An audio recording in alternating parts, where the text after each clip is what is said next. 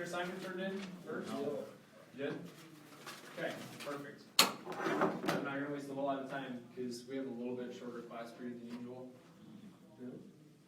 Not much, it's like 2-3 minutes maybe, but I want to make sure we get through everything. The plan for this week is a formative tomorrow, and that I want you to use that formative assessment, use the questions, use the formative a little bit version to study. I thought about doing the level 2 based off the formative. If you pass the formative, I'm not going to do that. Just because we're going to split the test up into 2 days. The level 2 is going to be on Friday, and the level 3 is going to be on Monday. I want you guys to be able to study. There's not a lot of lessons in this unit, in this standard, but there is a lot of content. There's a lot of stuff here, right? I don't think I need to explain that a whole lot more when we talk through every bit of insurance and broke it down. There's a lot of pieces. So we're going to take a formative tomorrow. We'll take the level 2 test on Friday, and then over the weekend, just look things over, make sure you get a grasp of everything for the level 3 on Monday. Sound good? Fair? Yeah, for the most part? Any concerns, any complaints? Mr. Frick, that doesn't sound right. The Monday test doesn't scare you guys to death? Okay. That's what we'll plan on as far as this week. 8-4 was due today. You guys will have an assignment 8-5. I might recommend having that open and doing that as we go today. It might be easier for you to fill it out. We're going to look at identity fraud. And the assignment is pretty much coming up with real life examples of what happens, how to solve it, and what does it do? How does it happen? How do we keep it from happening again? So to start, I want you guys to take 30 seconds here and think about what you know about identity fraud. And we're going to make a list on the board here before we even look at the PowerPoint. Because identity fraud happens every 2 seconds in America. It's a real problem. Every 2 seconds, somebody's real world is thrown in a loop because of identity fraud. Because somebody got a hold of too much information. So think about, what is identity fraud?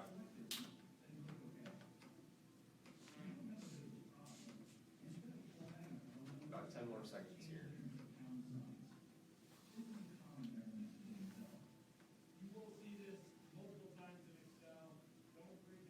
Alright, what are we thinking? What does it all consist of? Ruben? Social security number being like stolen or something? Yeah, they want to collect your personal information.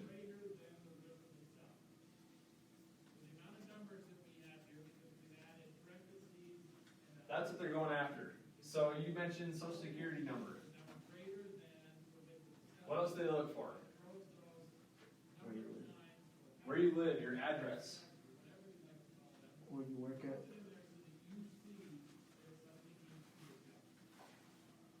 Where you work, occupation.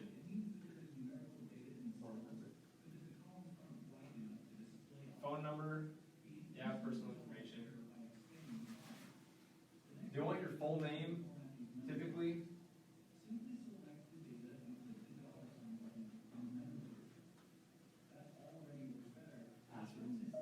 Passwords is a significant part of this. They always want your passwords, is what they go after. Bank account? Bank account numbers. Okay, so we got 2 buttons up here. As you can see, the first one goes from 1 decimal. What else? Bank account numbers. Birth date, date of birth. What next to it goes from 2 decimal points to 1 decimal point. That's the decrease there. We could go multiple times to the correction. What do they do?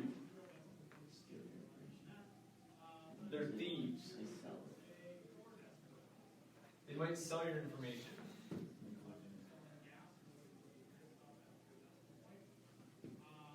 But it might make a difference in measurements.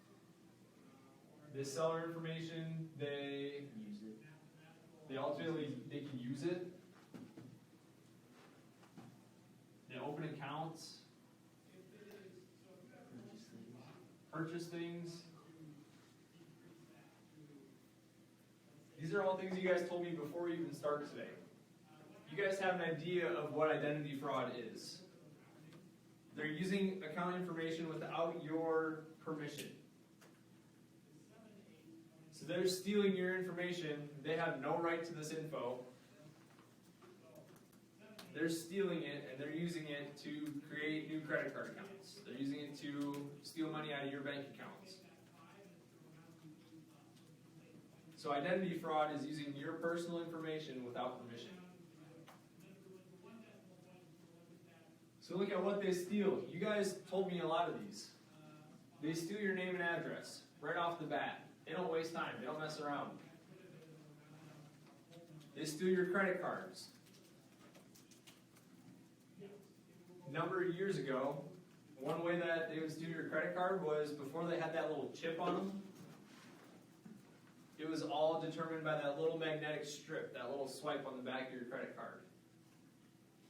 What they would do is they had machines that they would have, and they could walk past you, and if they bumped into you, and they bump into your wallet, your pocket with your wallet in it, they could steal your credit card information because it was magnetic. They had a card reader that they could just bump into you, and it would read your information, and if they bump you in just the right way, they have your credit card information. That's why they created that chip, because it mixes up all those numbers on your credit card and keeps it secure. You didn't know that? I thought they're trying to they put a machine over top of credit card readers. We'll talk about that. They put a machine, it looks like a little shell over top of like the credit card readers at a gas pump. And it'll read your credit card information when you insert it and swipe it out. And you can't even tell the difference because it looks just like the actual machine. It's just a little case that they put right over top of it. They go after your bank accounts and your checking accounts, your savings accounts. They want to know that information. The second they get a hold of that information, what can they do? Use it. They'll put it to use. They'll steal that money. They'll take that money out of that account. They'll wire transfer it out, and you'll never see it again because it's not traceable. They want to steal your social security number. Your social security number, that's how the United States, that's your identification number in the country. It's your social security number. They want to know your medical insurance and account numbers. They will take advantage of all of your medical insurance and account numbers. They find ways to use everything. How many of you guys have seen on Facebook those copy and paste links that your grandma posts where it's like, when was the first time you met? What was the first date you went on? What was the name of your first dog? They sound like what? Security questions. When you create accounts, those are the questions they ask you. What's the name of your mom's brother? What was the name of your first dog? What was the name of your first best friend? Charlie. Guess what? When you put all that information on Facebook, it's not just for entertainment. That's so people can find out a lot of your personal information is by you posting that stuff. That is used for identity fraud. Old people like my mom and my grandma don't know that. They don't figure that out. But I'm just telling you guys this now. So when you see those, be careful before you copy and paste and fill out all that personal information. Now, I'm not saying that you can't tell people the name of your uncle, or you can't talk about your first dog. But you need to be careful where you post that information. So they steal a lot of different information. This is a short video that's going to walk you through pretty much the process of what happens when you get your identity stolen. Hopefully we don't get a verbo. In today's connected world, personal information sometimes falls into the wrong hands, and that can lead to identity theft. It might start with an unfamiliar charge on your credit card. A business might not accept your check, or a debt collector might call you about a bill that isn't yours. You're not alone. Identity theft can happen to anyone. Stay calm. Visit identitytheft.gov to report it and get a personal recovery plan. Identitytheft.gov helps you create an identity theft report. This report proves to businesses that someone stole your identity and makes it easier to fix problems caused by identity theft. To create an identity theft report, you can file a complaint with the Federal Trade Commission. IdentityTheft.gov guides you through each step of the recovery process. You can generate the letters and forms you need, track your progress, and keep detailed records of people you've talked to.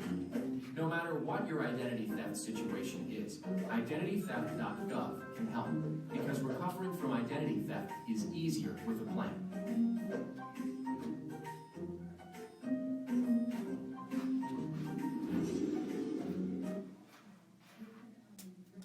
That IdentityTheft.gov, I think that's important for you guys to know.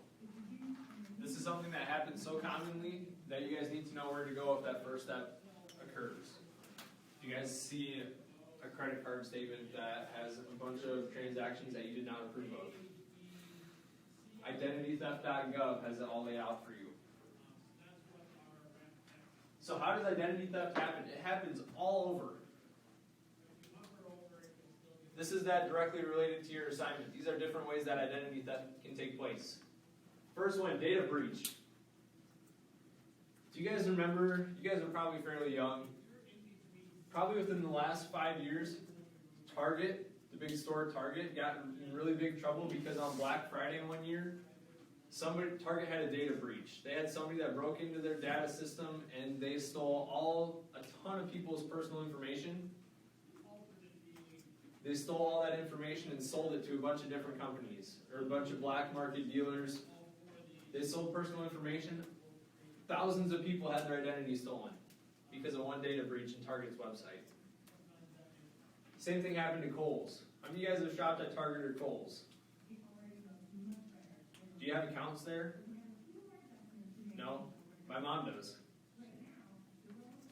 A lot of people have accounts in those databases. One data breach can steal the identity of a ton of people. Credit card information, home address, full name. We'd like to continue course registration with Mrs. Robles Holman.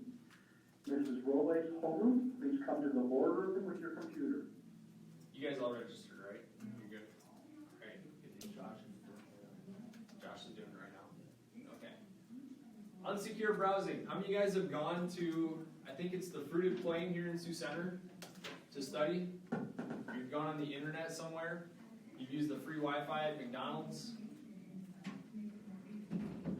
One way that your identity can be stolen is through public internet access.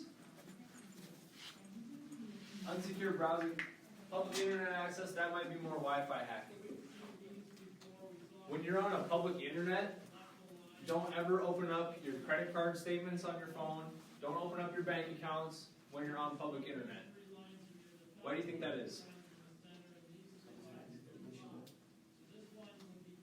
Somebody can hop on that same internet, they can hack the system, and they can watch everything that happens on your screen. So if you're typing in passwords on the Fruited Plains public Wi-Fi, someone else can be sitting in the corner watching your every move. They watch you type in your password. They can steal your password right out of the air through that wireless internet. Now, if you're at home and you have a secure Wi-Fi network where only your family is on it, or only your close friends, yeah, you can do whatever you need to do. Then it's not a big deal. I'm a little worried about schools, doing it at school, because I am sure that someday it's going to happen where there's going to be a 15 or 16-year-old who's going to be really tech savvy, and they're going to find out that Northwest Iowa people are really trusting, and they're going to be taken advantage of. The second people find out that in Town Square in Orange City that there's a ton of college students that go and hang out and study in Town Square, some person's going to find out that they could hit the jackpot stealing all these college kids' identity, watching them type in their passwords and go online shopping in a coffee house. So be careful what you do on a public network, public internet. The unsecure browsing, how many of you guys have typed in a website and see that little